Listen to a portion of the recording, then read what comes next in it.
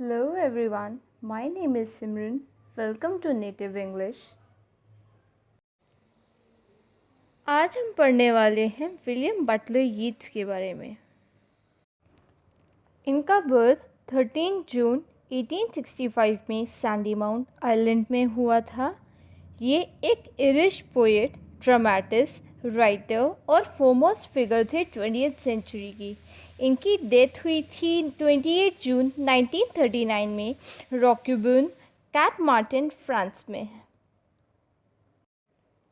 William Butler Yeats का जन्म Ireland की एक ही बहुत ही फेमस फैमिली में हुआ। इनके फादर, ग्रेट ग्रैंडफादर, इनकी मदर बहुत ही बड़ी मर्चेंट फैमिली से बिलोंग करते थे। इसके पापा पेंटर थे। इसका भाई जैक, वो भी पेंटर था। सिस्टर एलिजाबेथ एंड सूजन, इन दोनों ने आर्ट एंड क्राफ्ट ज्वाइन कर लिया था। वो भी सोच रहे थे कि वो इनमें से किसी का पार्ट बने, मतलब वो भी जैसे इनकी फैमिली पूरी आर्टिस्टिक लाइन में थी, तो इनका भी यही था कि मैं भी किसी आर्टिस्टिक लाइन में जाऊं। बट फिर इनका कोई मन नहीं था। उन्होंने एक प्रोटेस्टेंट एसिडेंसी ज्वाइन करी, क्योंकि उस टाइम पे आयरलैंड में बहुत सारे चेंजेस आए गए थे। इन्होंने अपने फ्रेंड्स के साथ मिलके एबी थिएटर खोला, जो उस टाइम का नेशनल थिएटर ऑफ आयरलैंड बोला जाता है। ये एक पहला ऐसा थिएटर है जिसको स्टेट से सब्सिडी मिलती थी। इंग्लिश स्पीकिंग सोसाइटी का एक पहला ऐसा थिएटर जिसको स्टेट सब्सिडी देता था। इरिश फ्री स्टेट भी इसको एनुअल सब्सिडी दिया करते थे। अब एबी थिएटर में कौन कौन पार्ट करते थे, किन किन के प्लेस परफॉर्म होते थे? Lady ग्रीगरी, J.M. सिंच, C.N. ओकेसी, इन सब के प्लेस परफॉर्म होते थे।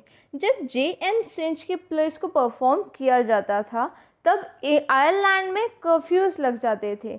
इन्होंने ये इरिश फ्री स्टेट के सेनेटर भी रहे थे। क्योंकि ये आयरलैंड के थे तो इनकी जो नेशनैलिटी थी वो इरिश थी। इनको सितंबर 1948 में ड्रमक्लिफ सिमेट्री आयरलैंड में इनको गाड़ा गया था, इनको बरी करा गया था। इनके फादर का नाम जॉन बटलर यीट्स, मदर का नाम Susan Pollexfen, children Anne Yeats and Michael Yeats था। अब हम डिस्कस करते हैं इनकी अर्ली लाइफ के बारे में।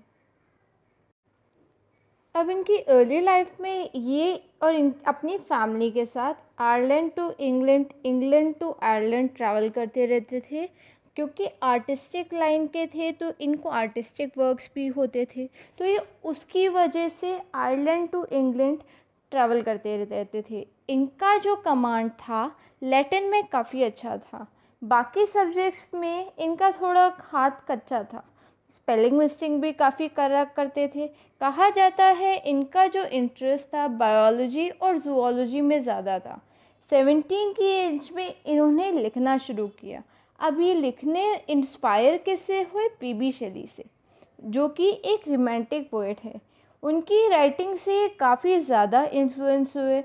वो एडमंड स्पेंसर और प्री रेफेलाइट ब्रदरहुड से भी इंस्पायर हुए।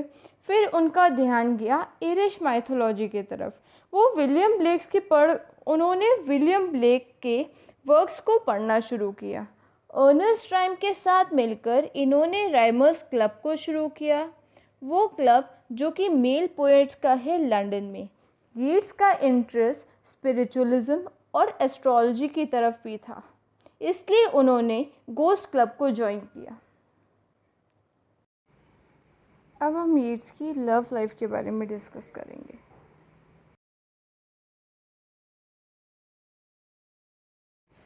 बोला जाता है यीट्स की अपने टाइम पे काफ़ी सारे रिलेशंस रहे हैं, पर जो सबसे ज़्यादा था पॉपुलर वो मॉड गॉन में था। 23 की एज में मॉड गॉन से यीट्स को प्यार हो गया, जो कि इंग्लिश एक्ट्रेस थी और एक इरिश नेशनलिस्ट थी। इनसे 18 मंथ्स छोटी थी वो। उन्होंने यीट्स के उन वर्क्स को प्रेस किया जिसकी वजह से यीट्स को रिकॉग्निशन मिला। मॉड गॉन के लिए इरिश नेशनलिज्म में यीट्स ने कदम रखा। 1891 में यीट्स ने मॉड गॉन को प्रपोज़ किया, बट उन्होंने उनको रिजेक्ट कर दिया। फिर 1899 में, 1900 में, 1901 में भी मॉड गॉन को उन्होंने प्रपोज़ किया, बट उन्होंने हर बार उनको रिजेक्ट कर दिया। मॉड गॉन ने जॉन मैकबेथ से शादी करी। मॉड गॉन ने फिर शादी के पहले ही अपना जो रिलीजन था वो कैथोलिक में चेंज कर दिया। अब 1913 में यीट्स को नोबेल प्राइज़ मिला था लिटरेचर के लिए। 1961 में 51 की एज में इन्होंने शादी कर ली थी। उनकी पोइट्री बहुत ज़्यादा इंस्पायरिंग होती थी क्योंकि वो अलग अलग आर्टिस्टिक फॉर्म्स अपने पोइट्री में यूज़ करा करते थे।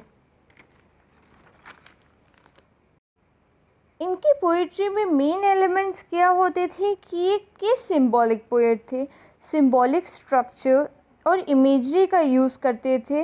ट्रेडिशनल वर्ड्स में ही हमेशा पोइट्री को लिखते थे। इन्होंने कभी भी फ्री वर्ड्स में पोइट्री को नहीं लिखा।